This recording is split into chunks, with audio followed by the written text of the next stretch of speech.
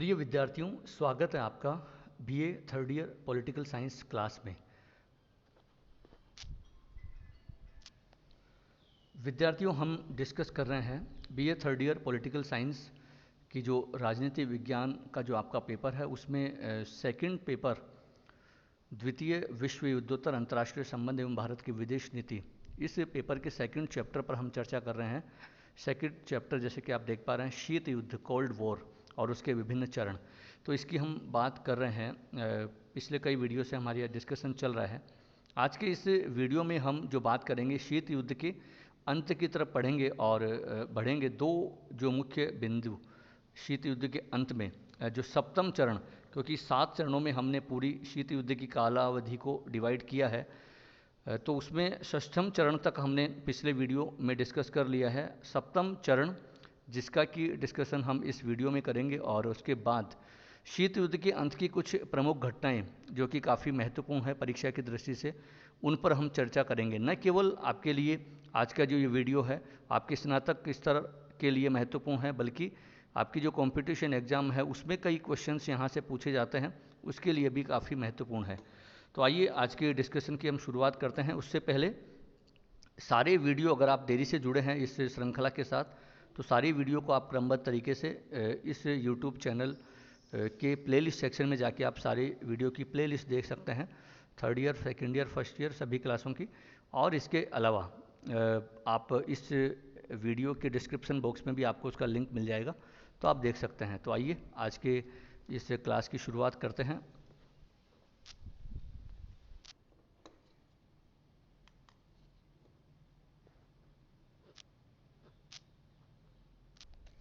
विद्यार्थियों, जैसा कि आप देख पा रहे हैं, ये सप्तम चरण 1989 से लेकर 1991 तक।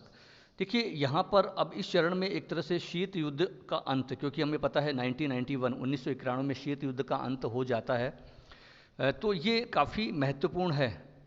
ये जो सप्तम चरण है, कुछ महत्वपूर्ण घटनाएं हैं, बहुत डिटेल से नहीं, हम शॉर्ट में उन घटनाओं को डिस्कस करेंगे, क्योंकि आगे इन घटनाओं को डिटेल से आगे और उस पर हम डिस्कशन हमारा रहेगा, लेकिन यहाँ शॉर्ट में उनको सबको देखेंगे। तो यहाँ पिछले वीडियो में जो षष्ठम चरण जो था उसमें आपने देखा था किस प्रकार शीत युद्ध एक उग्रता की ओर चल पड़ा था वापस, जिसको हमने नवीन शीत युद्ध और या फिर द्वितीय शीत युद्ध का भी नाम दिया था। लेकिन सप्तम चरण में वापस शीत युद्ध के कुछ ऐसा टर्निंग पॉइंट आता है, कुछ महत्वपूर्ण घटनाएं होती है कि शीत युद्ध एक अंत की शुरुआत होती है और फिर अंततः सोवियत संघ का विघटन होते हुए शीत युद्ध का अंत हो जाता है। एक बीच में कालावधि वो भी आई थी, आपको पता है 1963 से लेकर 1979 तक, जहाँ की देतांत का अवसर आया था। देतांत मतलब एक शिथिलता आई थी, लेकिन वापस उग्र हुआ, जिसको कि हमने षष्ठम चरण में देखा। और लेकिन यहाँ सप्तम चरण में आप देखो कि शीत युद्ध किस प्रकार वापस थोड़ा सा एक तरह से शिथिल पड़ता है, वापस थोड़ा सा कमज़ोर पड़ता है और एक वार्ता की शुरुआत होती है और दोनों गुटों के माध्यम से एक शीत युद्ध को समाप्त करने की ओर बढ़ा जाता है। तो उसकी कुछ प्रमुख घटनाएं जैसा कि आप देख पा रहे हैं कि बिल्कुल एक तरह से शीत युद्ध के अवसान का आरंभ इस सप्तम चरण जो कि हमने कालावधि दी है और 1989 से ये प्रक्रिया आरंभ हो जाती है। हालांकि इसकी भी भूमिका उस षष्ठम चरण में ही पड़ जाती है कुछ, आपको जैसा कि आप आगे देखेंगे। लेकिन एक औपचारिक रूप से जो शीत युद्ध के अंत की जो प्रक्रिया है वो 1989 से शुरू होती है और फिर 1991 तक आते आते शीत युद्ध पूर्ण रूप से अंत हो जाता है, जब सोवियत संघ का विघटन हो जाता है। उसकी जो शुरुआत है, देखिए जैसा कि आप देख पा रहे हैं कि सोवियत राष्ट्रपति गोर्बाचेव की ग्लासनोस्त और पेरेस्ट्रोइका की नीति।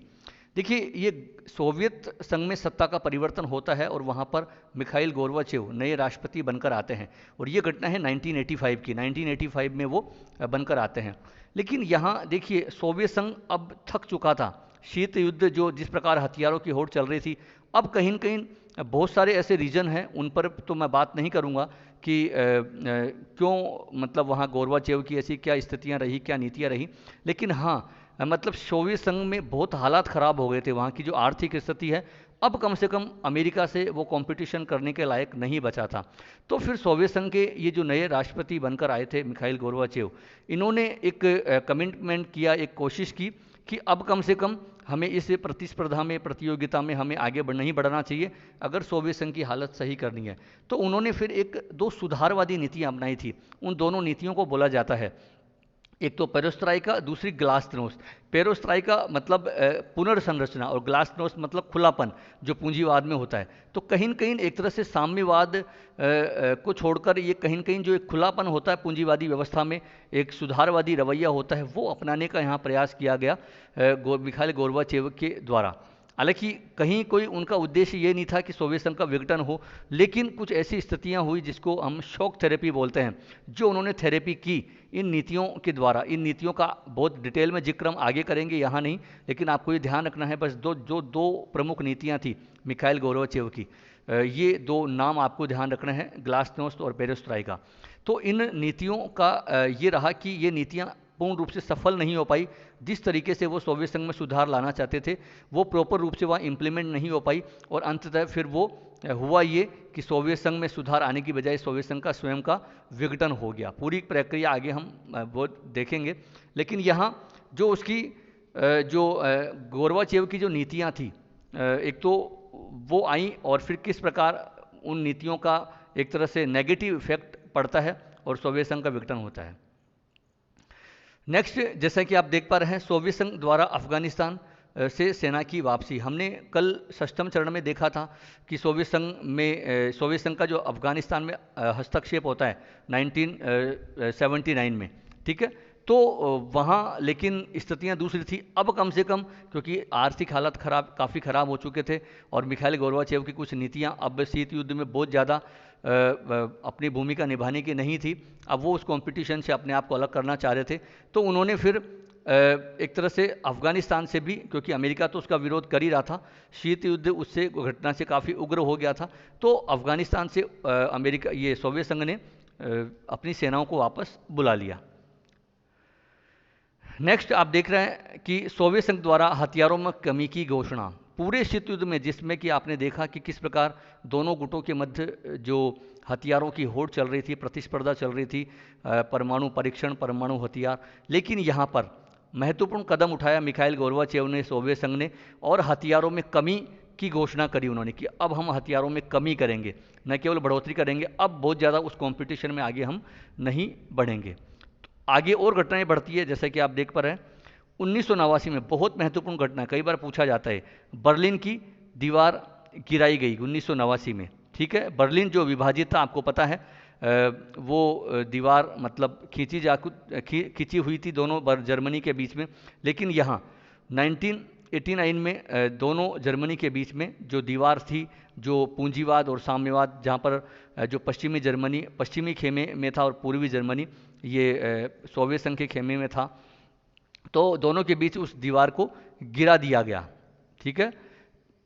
तो ये सन आपको ध्यान रखना है, कई बार सुमिलित ये करवा लिया जाता है 1989 में, ठीक है। फिर 1990 में जर्मनी का एकीकरण हो जाता है। जब दीवार गिरा दी जाती है मतलब दोनों जर्मनी का अब एकीकरण हो जाता है, और ये घटना होती है 1990 में, क्योंकि शीत युद्ध का महत्वपूर्ण अखाड़ा था, ये केंद्र बिंदु था जो जर्मनी के बीच जो डिवाइडेशन था, विभाजन था।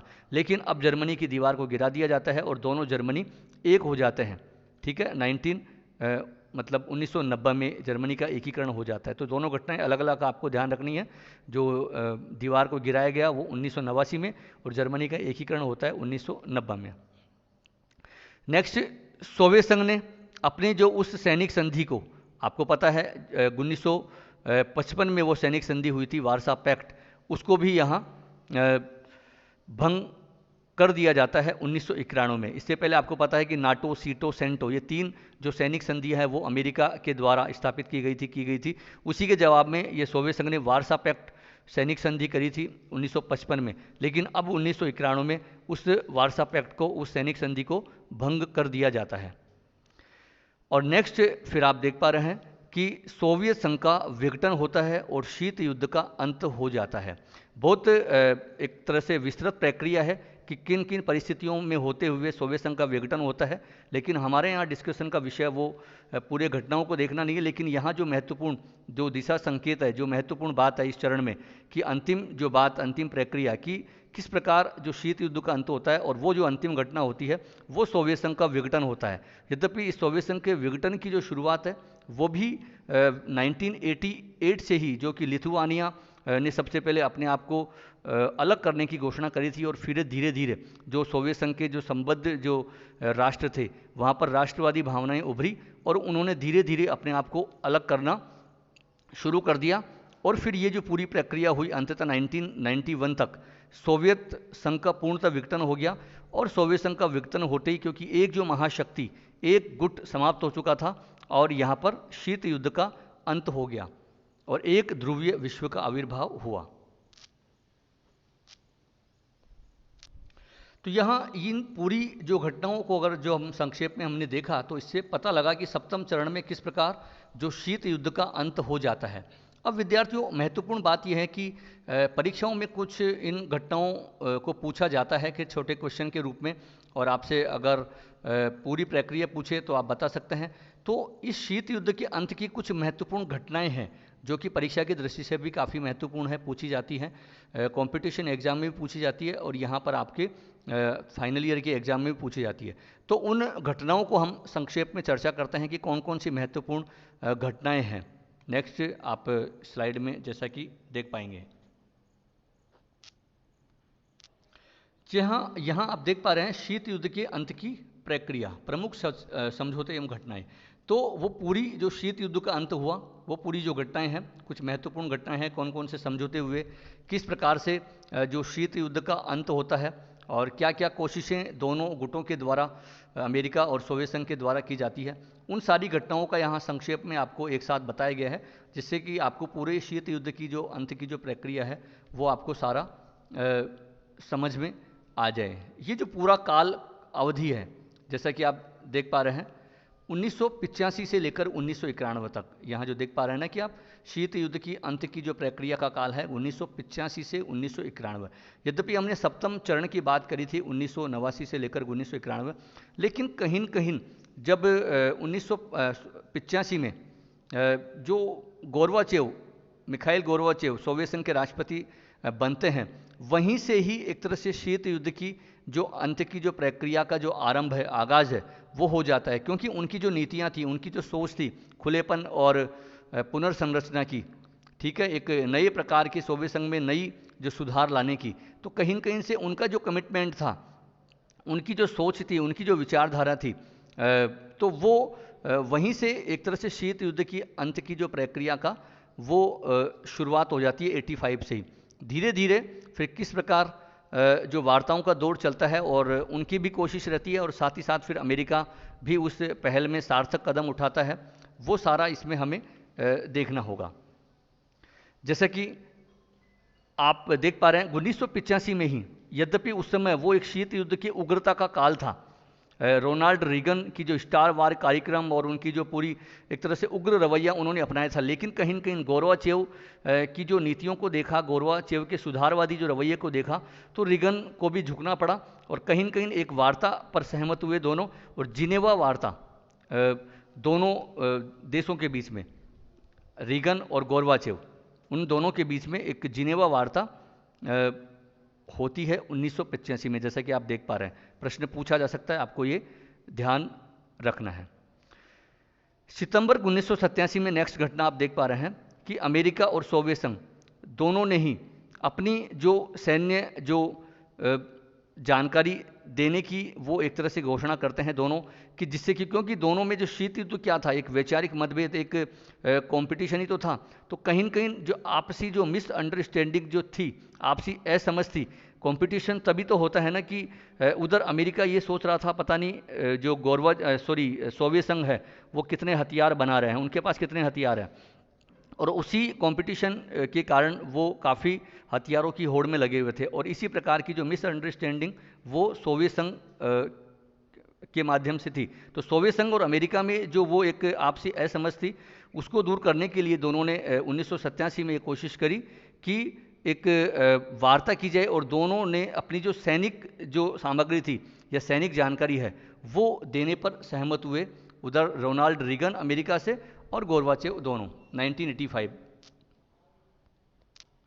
नेक्स्ट आगे आप देख पा रहे हैं कि दोनों देशों के मध्य एक महत्वपूर्ण आईएनएस जो निशस्त्रीकरण संधि होती है 1987 में, यहाँ कहीं न कहीं वो कंपटीशन को रोका जाता है। एक उस कंपटीशन को रोकने पर सहमति बनती है। हथियारों की जो होड़ को समाप्त, हथियारों पर जो परीक्षण जो किए जा रहे थे दोनों देशों के द्वारा, तो कहीं न कहीं उसको लेकर उस कंपटीशन को ख़त्म करने के लिए एक आईएनएस संधि 1987 में होती है।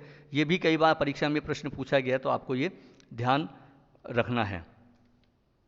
निशस्त्रीकरण के लिए संधि की गई थी, और निशस्त्रीकरण का मतलब यही होता है कि धीरे धीरे हथियारों में मतलब और हथियार तो नहीं बनाए जाएं, बल्कि और हथियारों में कटौती भी की जाए। तो उसके लिए ये कोशिश आईएनएस जो संधि है 1987 में ये की गई थी।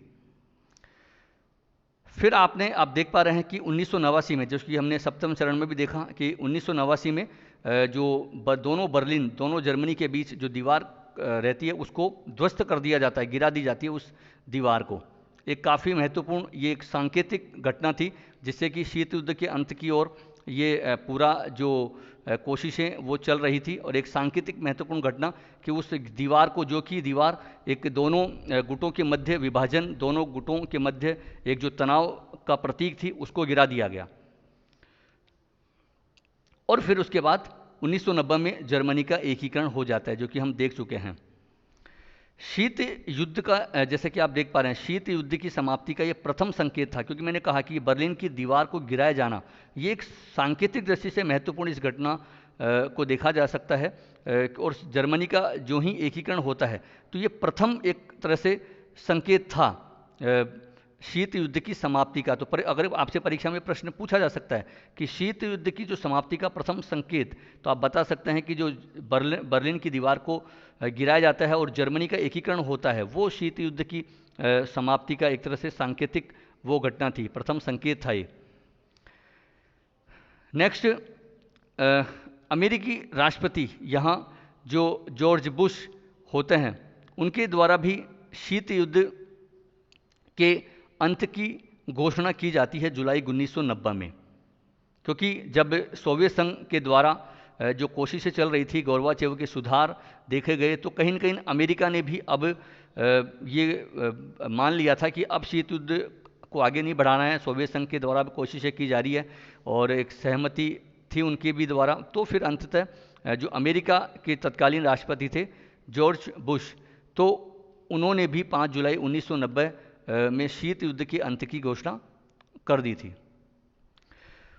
और 1991 में वार्सा पैक्ट की समाप्ति भी कर दी गई सोवियत संघ के द्वारा, जैसा कि अभी पहले भी मैंने आपको बताया। तो कहीं न कहीं वो जो संधि समझौते थे, तो वार्सा पैक्ट को भी भंग कर दिया अब सोवियत संघ ने। एक बहुत महत्वपूर्ण संधि फिर और बाद में सामरिक अस्त्र परिसीमन संधि स्टार्ट फर्स्ट ये किया गया। ये स्टार्ट फर्स्ट संधि जो है, कई बार परीक्षा में स्टार्ट फर्स्ट और स्टार्ट सेकंड दोनों ही आपको ध्यान रखना है। जो अमेरिका और सोवियत संघ के बीच में ये हुई थी, और पूरा नाम भी आपको ध्यान रखना है START, सामरिक अस्त्र जो परिसीमन संधि। ठीक है, तो ये आपको ध्यान रखना है, परीक्षा में कई बार पूछा गया है ये। तो 1991 में 31 जुलाई 1991 में ये संधि पर दोनों अमेरिका और सोवियत संघ के द्वारा हस्ताक्षर किए जाते हैं। और फिर उत्तरी और दक्षिणी कोरिया के मध्य, क्योंकि यहाँ भी एक तरह से विभाजन था उत्तरी और दक्षिणी कोरिया के मध्य, जैसा कि आपको पहले मैं बता चुका हूँ कि उत्तरी कोरिया जो पूर्वी गुट में, मतलब सोवियत संघ वाले गुट में, और दक्षिणी कोरिया अमेरिका वाले गुट में थे। तो कहीं न कहीं यहाँ भी शांतिपूर्ण सहअस्तित्व का समझौता होता है 1991 में। नेक्स्ट, फिर 1991 में ही दोनों देशों के बीच में, अमेरिका और सोवियत संघ के बीच में अफ़गान समझौता भी होता है 1991 में। एक अफ़गानिस्तान में जो एक खटास बढ़ी थी दोनों गुटों के मध्य, जो आपको पता है 1979 में सोवियत संघ ने अफ़गानिस्तान में हस्तक्षेप किया था, तो अफ़गान संकट का जो आगाज़ हुआ था।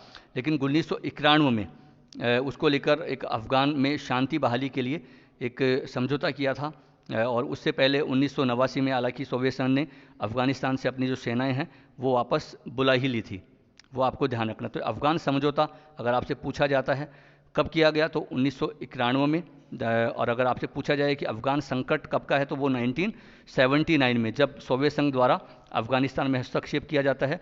सोवियत संघ से अफ़गानिस्तान मतलब सोवियत संघ द्वारा अफ़गानिस्तान से सेनाओं को कब बुलाया जाता है तो वो आपको ध्यान रखना है 1989। तो इस तरीके से इन घटनाओं को अलग अलग रूप से कई बार ये सम्मिलित करके आपसे परीक्षा में पूछ लिया जाता है। और फिर अंततः जो बहुत महत्वपूर्ण तारीख आपको याद रखनी है 25 दिसंबर 1991, और यहाँ सोवियत संघ का पूर्ण रूप से विघटन हो जाता है और शीत युद्ध का अंत हो जाता है। तो ये जो महत्वपूर्ण जो घटना पूरी हमने इस स्लाइड में जो सोवियत संघ के जो विघटन और शीत युद्ध के अंत की जो पूरी प्रक्रियाओं को देखा संक्षेप में। वैसे तो काफ़ी डिटेल से आपने कक्षा 12 में पढ़ी भी होगी, लेकिन यहाँ जो महत्वपूर्ण घटनाएं जो कि आपको ध्यान रखनी है आपकी हर परीक्षा की दृष्टि से, तो उस दृष्टि से ये सारी घटनाएं आपको यहाँ एक जगह इकट्ठा करके बताई गई हैं। आशा है आपको ये समझ में आई होंगी पूरी।